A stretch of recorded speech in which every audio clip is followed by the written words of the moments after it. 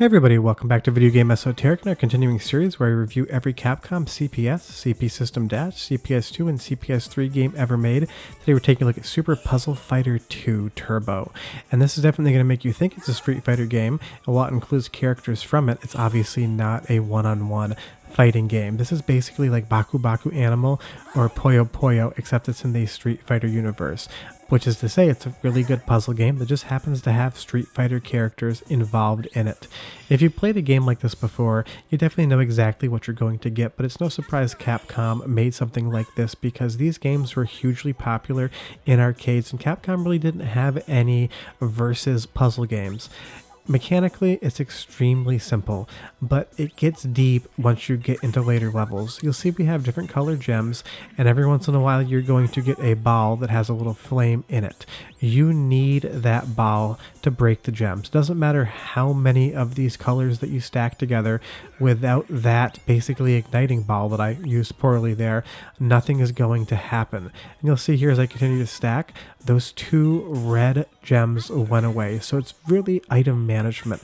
But the fun thing about this game is that you can really stick it to your opponent by intelligently stacking gems and getting them ready for the biggest explosion possible. You don't usually want to waste a fireball, but if you can get, like you see here, all of these green gems stacked up together, once we finally do get one of those green fire orbs to come down, we're going to have a massive explosion coming our way. And that's what we want to do, because you'll see as we eliminate different gems, on our opponent's side, you're going to have these countdown blocks. And the only way that those reduce down in numbers is when other pairs of gems are put on the play field. So you'll see we have a gigantic yellow gem here, and once we shatter that, there's going to be a caution sign on the other side of the screen, and they're going to just get delivered junk. And that junk is how you're fighting your opponent, because we got this massive stack of green orbs. We finally were able to get rid of them, and our opponent's screen just absolutely filled up with crap. And you cannot get rid of that crap without laying pieces down.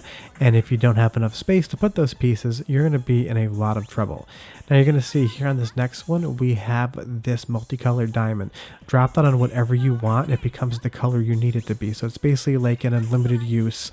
Wherever you want to put it, it's going to help you move. But you'll see here, we're playing really well in the first stage, and this is the type of game that is deceptively easy until you get to about stage 3, then all of a sudden it wants nothing more than to absolutely destroy you. But this is a game that's absolutely perfect to play against the CPU opponent if you don't have anybody to play with, because the CPU is going to give you a really challenging time. But because this is basically just learning patterns and understanding how the gameplay works, you can get really good at this game just by facing the CPU. You don't need to have a friend or another fighting game person there to get you good like you would at a fighting game, because this is a puzzle game. But you'll see moving on right here, it is using assets from the Alpha series. This was one of the backgrounds in Street Fighter Alpha, and it's just reusing different assets. And once we get to some of the later videos in the series, you're going to see gems becoming a theme again.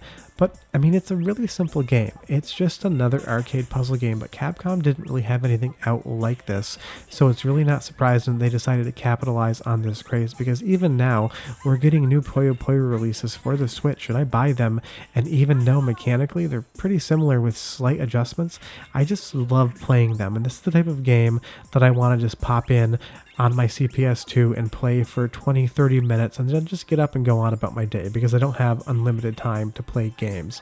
I am playing this on the MiSTer FPGA with the Jotego cores, and it plays absolutely spectacularly. But this has been released on a lot of platforms, and honestly, you don't really need to worry about too much lag on a puzzle game, so however you decide to play this game is going to be perfectly fine for you. I have it on my CPS2 multi as well, and of course, that being original hardware, it's absolutely perfect. But the soundtrack's really good too, so go ahead and enjoy that for about 30-45 seconds. The music gets faster as one person gets in trouble with the playfield, but I'll be back in like 40 seconds and tell you more why. If you've never checked this game out before, you're missing out. Be right back.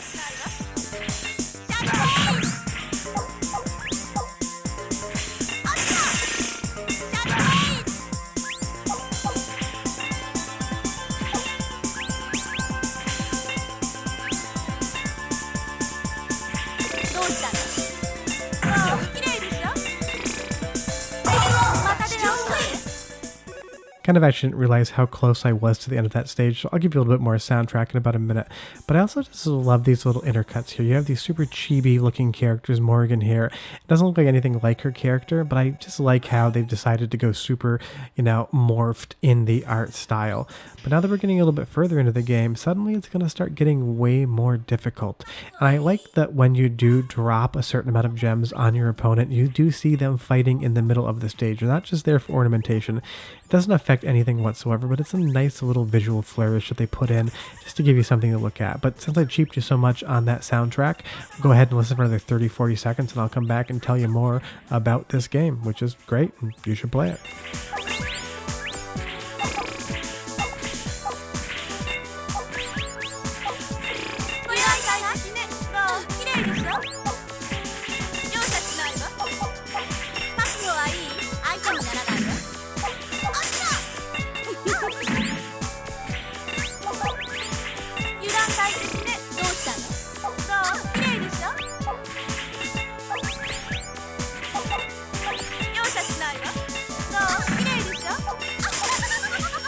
相手にならないわ。頭悪いとね。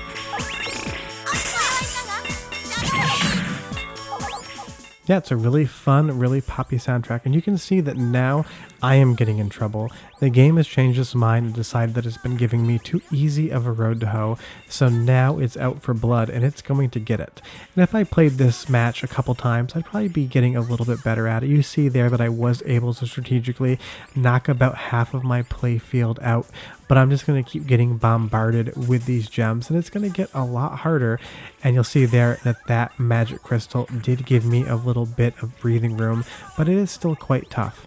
Now this game, like I said, it's awesome to play against the CPU, but if you're playing with friends or family, this is the type of game where you're just yelling in the room at each other, oh, you screwed me over. It's one of those games like Mario Kart where it gets so intense that you're just basically yelling at the person playing, hopefully in a fun way, at least you are in our house. And you'll see there, I am now in a whole lot of trouble. But yeah, that is Super Puzzle Fighter 2 Turbo Alpha Omega Sapphire. No, I'm just kidding. It is just Puzzle Fighter 2 Turbo, but I had to have a little fun with it there, and I have lost. But if you've never played this game before, check it out. I think you may actually really enjoy it. And if you have any questions or comments, so leave them down below. I love chatting with you guys. Are you into this sort of puzzle genre on the CPS2, or do you consider these games kind of fluff? Because I know some people love them, some people ignore them completely.